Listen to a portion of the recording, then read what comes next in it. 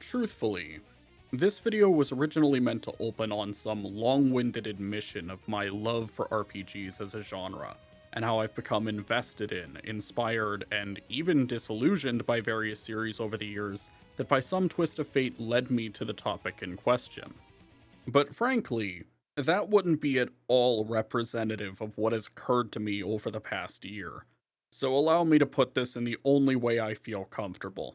The colorful, unholy 6-letter matrimony on the thumbnail you just clicked is a far more devious, all-consuming monstrosity than anyone could reasonably assume at first glance. What started out as a mid-COVID impulse buy that, affectionately, looked like it was lifted straight from the PS2's back catalog, eventually developed into an obsession so strong that an entire month of my life and sleep schedule vanished. I learned to love talking to NPCs after being trained to tune them out as mere quest and hint dispensers for years, felt my face light up at the thought of reading newspapers of all things, was motivated to get an RPG's Platinum Trophy for the first time in 10 years, and was even eager to read a 200-plus page book on a title screen before ever pressing New Game. Nihon Falcom is a powerful, prolific, and most of all, terrifying entity.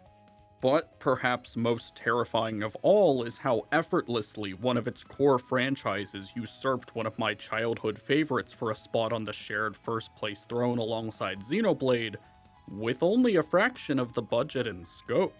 Falcom is a name that fans of the action-adventure and RPG genres owe it to themselves to become familiar with and give their games an honest chance. Before we begin, however, I need to stress that this is not a dedicated primer on the company's flagships. I will be referencing and linking to works of that nature, and some of my language and topics will carry a similar enough intent, but first and foremost, this is a self-indulgent piece sharing my broader love for the developers' works via a glimpse into my journey with them that's really only just begun in the grand scheme of things. So, let's get started. It probably comes as no surprise to established fans when I say that the first stop on my Falcom journey led me to the deserted Isle of Seiren. Because at least from what I can tell, there are typically two paths laid before prospective Falcom fans. You either play Ys VIII because its dated but charming visuals remind you of better days, and because it's the only Falcom game that mainstream RPG white guys seem capable of perceiving, or you play Trails of Cold Steel because being a turn-based RPG with a calendar system, school setting, and light bonding mechanics obviously means it's just like Persona for real. But that's hardly a bad thing in this case, because Ys VIII doubles as both a quality standalone adventure and the quintessential Falcom gateway game despite only representing one half of the company's output on the surface. Make no mistake, this is, first and foremost, an Ys game. You're placed in the role of series protagonist Adol Kristen on one of his numerous adventures lifted from the pages of his old journals as they're unearthed, and said adventure is fraught with exhilarating arcade-like hack-and-slash combat in stunning locales paired with a dash of classic Zelda-esque dungeon item progression for flavor, backed by the punchy synth-rock jams that define Falcom's sound team JDK. This is, at least from my lopsided perspective of having played one route of Origin and most recently Celceta after the fact, classic Ys bread and butter. But Ys VIII goes a bit further than that. And by a bit further, I mean it completely rebalanced the series' usual ratio of import between gameplay and story in a way that some might argue is diametrically opposed to the appeal and philosophy of the games preceding it. But that is not my battle to fight.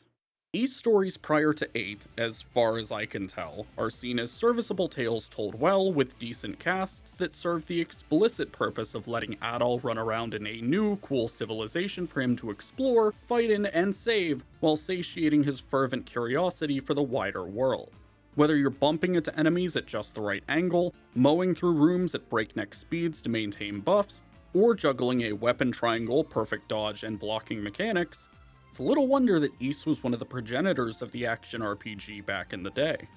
Ultimately, That also means that a majority of Adol's adventures act as little more than springboards for exceptionally strong gameplay.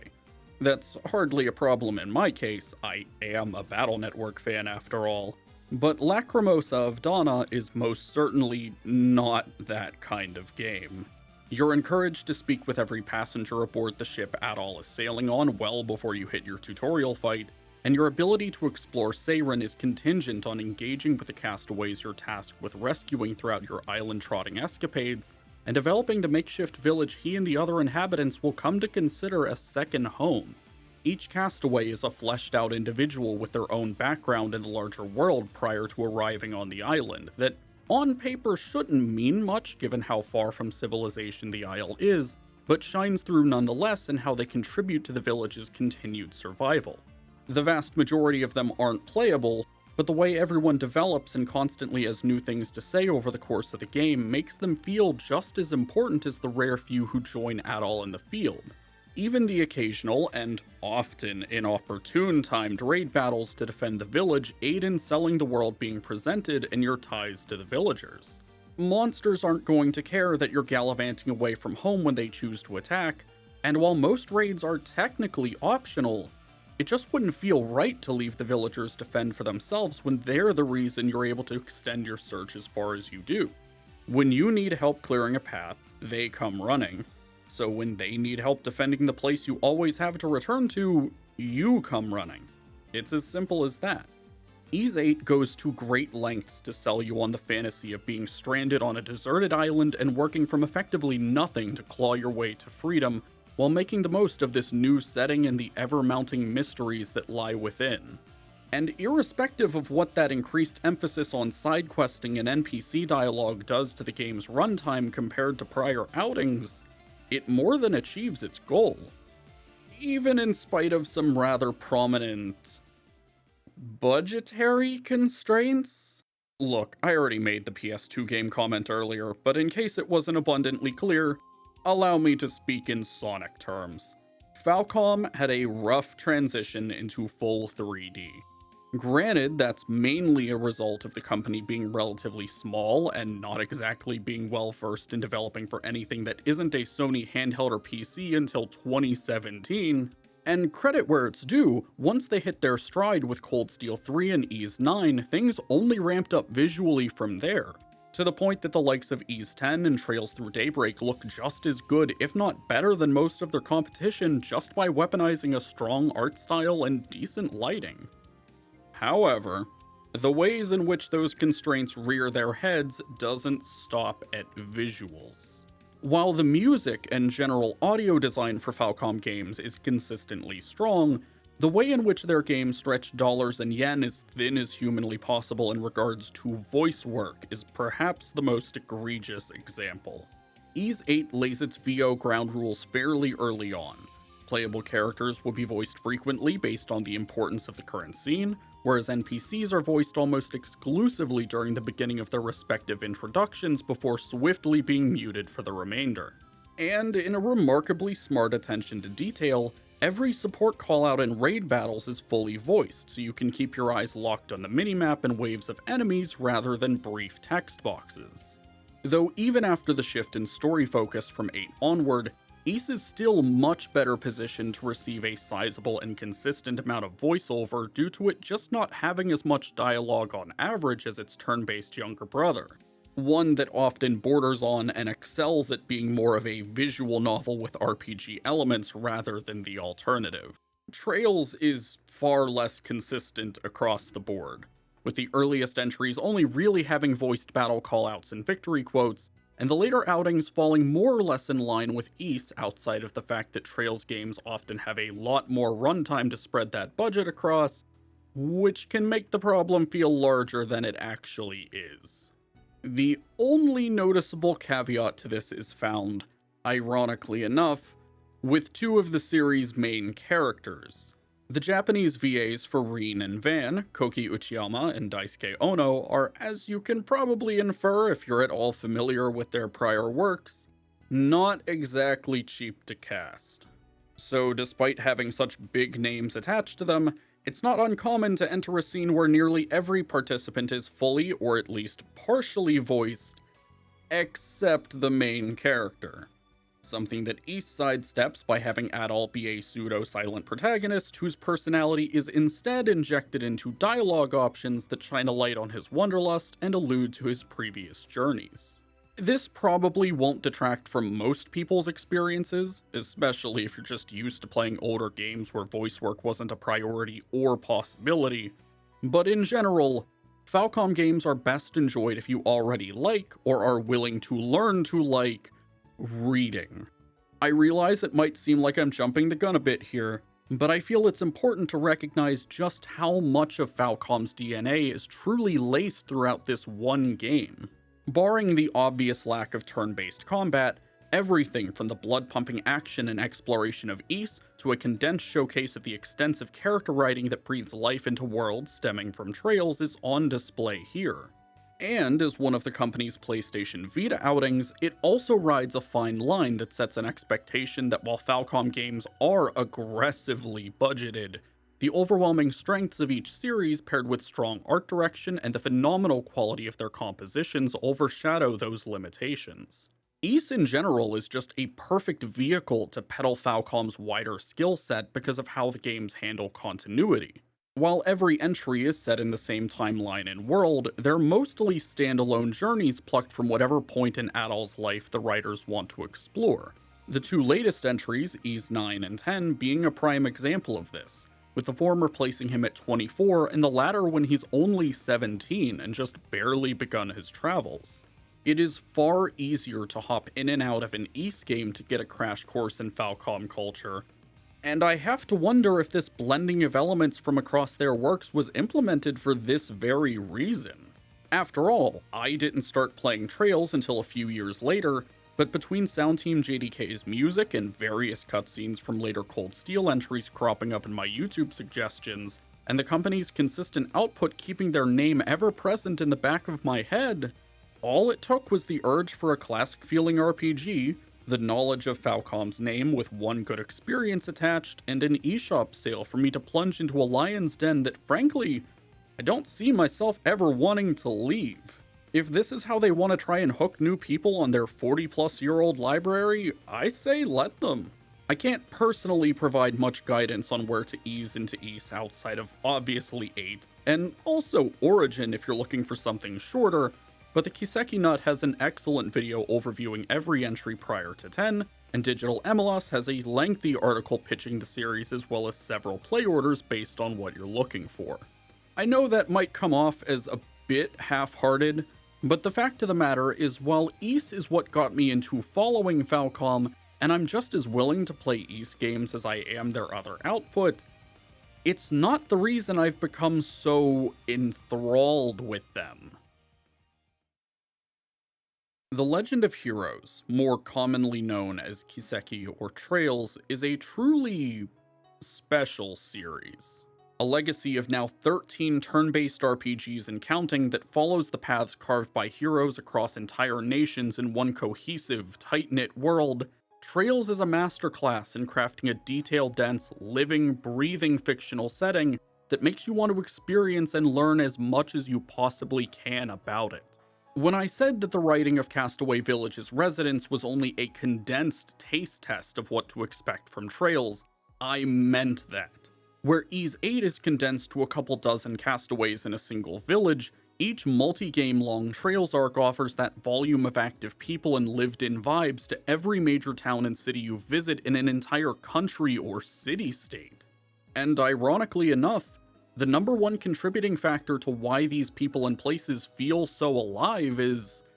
because of just how many small details you can miss. The dialogue for nearly every NPC updates between plot beats and generally doesn't stockpile, and this is done to emphasize the fact that the everyday lives of Zemuria's people don't revolve around the player. They have their own lives to live, work to do, relationships to form and maintain. A philosophy that even the Persona-esque bonding events with main characters from Cold Steel onwards adhere to. These events aren't tied to specific ranks or locked behind one another, and the ones you don't do will simply be resolved through other means in the background. Even your other party members are their own people that can, and if need be, will live independently of you. That's not to say that some of those people won't call on you for help at some point, and depending on the arc you're in, the premise of some side quests can have the better part of 60 plus hours worth of build-up in the background that you can keep up with if you want to, all before said quests ever land on your doorstep. And most NPCs' stories carry on all the way to the end of each region's arc, with some even extending beyond that for cameos or proper continuations if it makes sense for the characters to exist in the new setting. And I want to stress that this single aspect obviously isn't the only one to fire on full cylinders. The main casts of each arc are all colorful and mostly likable, even if a lot of them often lean in the direction of anime tropes done well. The ever-widening array of antagonists and shady organizations are generally compelling and entertaining foils, and because Zemuria and its timeline of events are so tightly connected, it's not uncommon for long-thought-to-be-forgotten villains to make a dramatic return,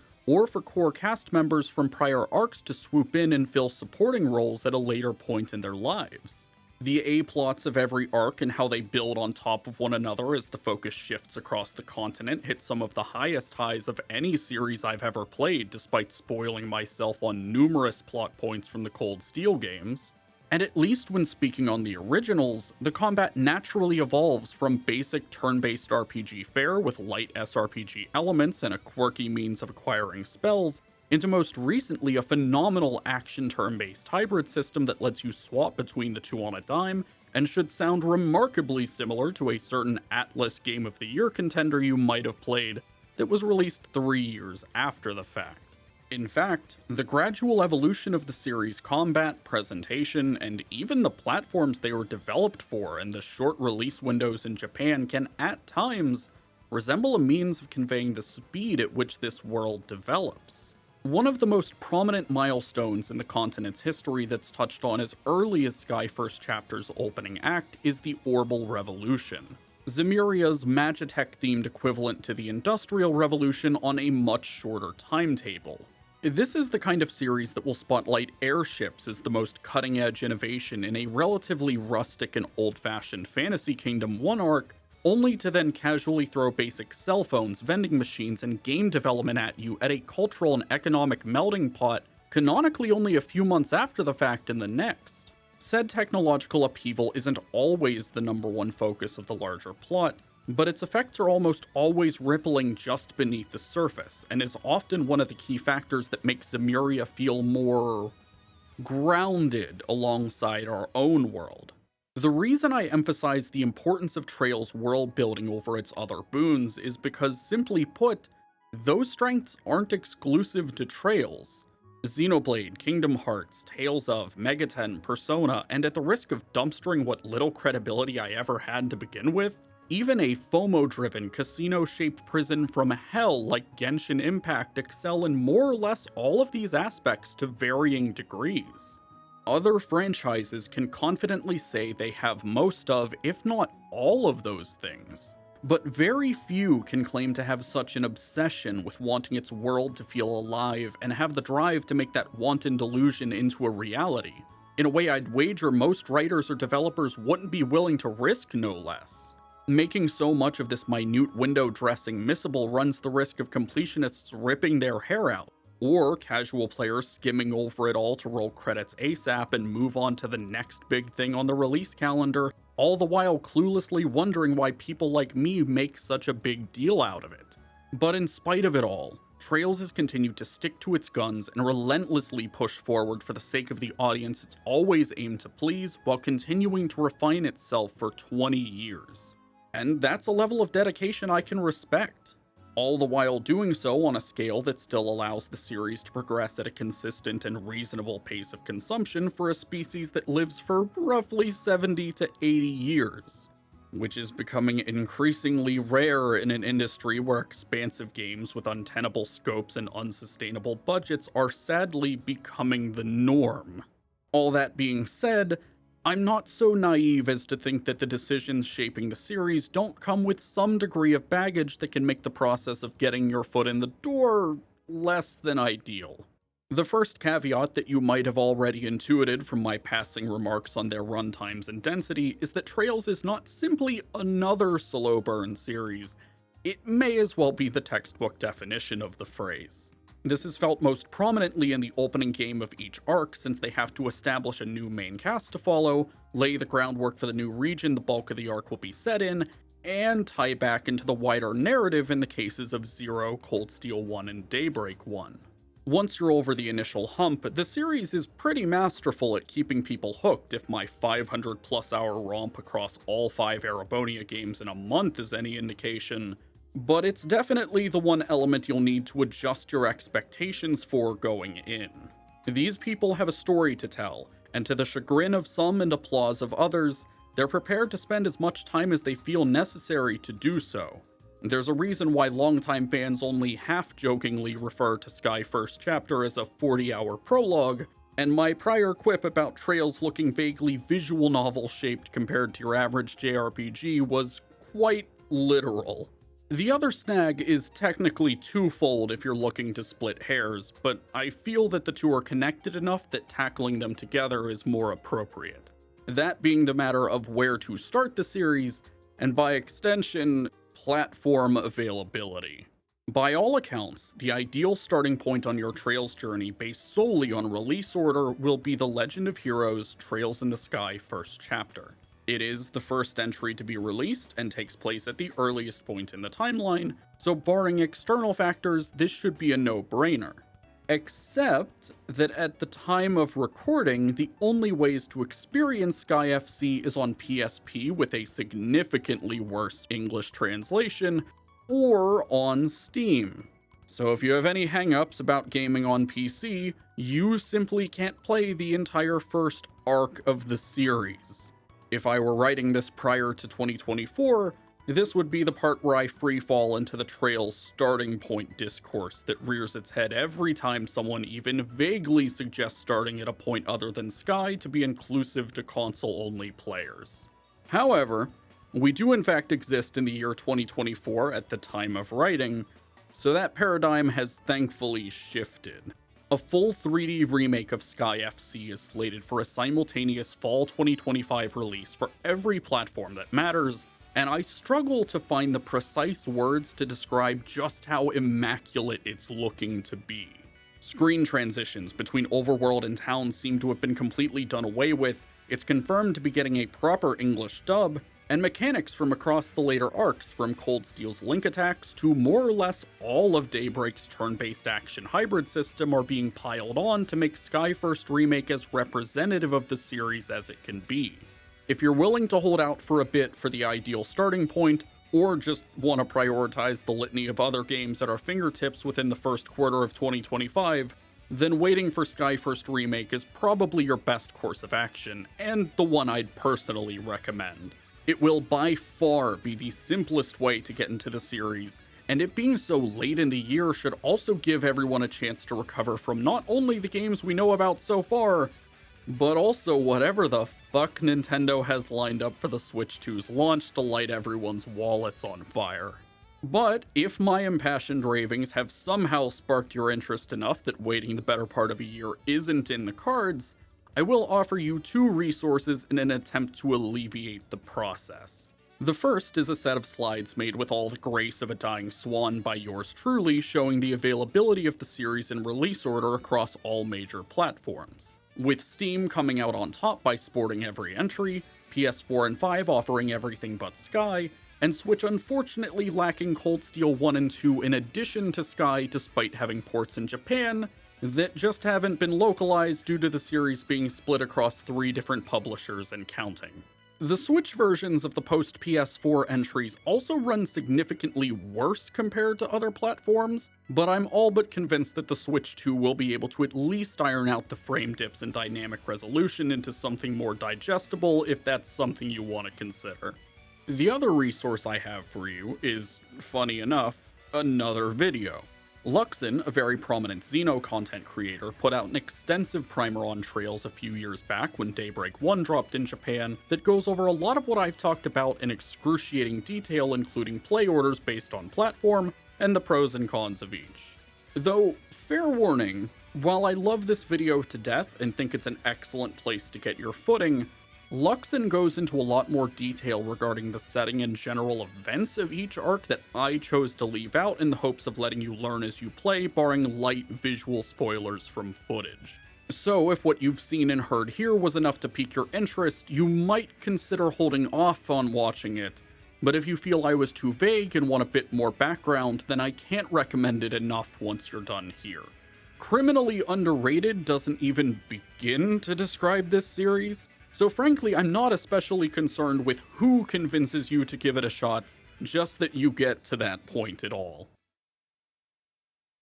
Looking back, it's a little surreal to think just how quickly I've fallen down the Falcom rabbit hole. In 2021, I only knew them as the people who made that one old-looking ARPG I liked. In 2023, I knew them as the ones who made a deeply charming little PSP RPG with a lot of heart that I found on sale. And now, here, on the precipice of 2025, I know them as one of my newfound favorite game studios. I've made no attempts to obfuscate my bias for one half of the ship over the other, but when I'm actively eyeballing games like Oath and Falgana, and even their more niche disconnected works like Gurumin and Tokyo Xanadu, I don't think I can get away with just calling myself a Trails fan. I even broke my no PC gaming rule and scooped up a number of their non-Trails games on sale. But it's also hard to argue against just how much of an effect Trails has had on me, and how it's overturned how I approach the rest of the genre. I find myself more eager to talk to NPCs after being conditioned to assume they were, again, little more than hint and side quest dispensers. The guy who used to avoid minigames like the plague spent an ungodly amount of time playing blackjack in Crossbell's casino and legally distinct Puyo Puyo for hours upon hours in a pocket dimension, and I read an entire book for the first time since high school on a game's title screen of all places, and wanted to own it when I was done. Nihon Falcom is fucking scary, man. And that's the highest praise I could ever hope to give them.